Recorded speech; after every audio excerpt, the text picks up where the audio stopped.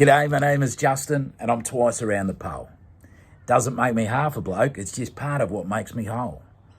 I was diagnosed with bipolar at 40 years of age, but it's something that I've battled with since I first turned the page. I remember as a kid in class, I became somewhat of a star when I stood on a chair and broke some wind after saying da-da-da-da-da-da. Then later in my preteen years, when I ran away from home, I was insecure, confused and lost, isolated and alone.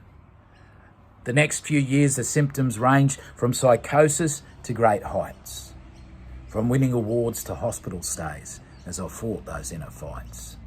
I ran to Oz at 17, where faith gave me peace of mind to start life fresh on a new path where an angel I did find.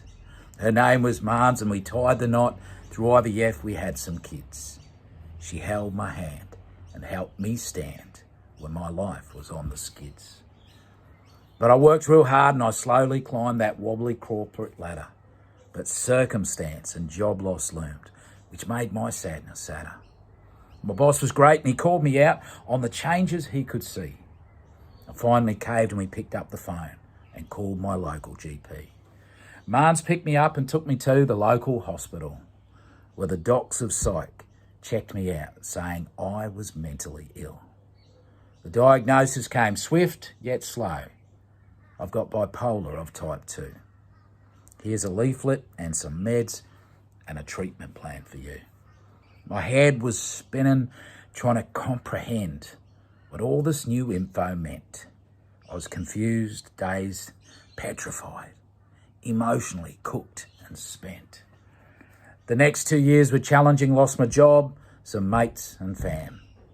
It seemed this diagnosis was just another crack in Justin's dam. Discrimination comes in many shades and hues. Being blessed with polar bi was something I did not choose. Getting knocked back for insurance and my job pool now in drought. But at least now I have some knowledge on what can help me out. A diagnosis does not define the person that I am. It's just one snag upon the Barbie, one grain on a beach of sand. It now helps me plan and strategize for all that comes my way. It gives me understanding for what I do and say. There is no timeline on this sucker. I'm not awaiting vaccine trials. It's something that I deal with daily through the tough times and the smiles. I'm not a headline on the news. I'm not a byline on a page.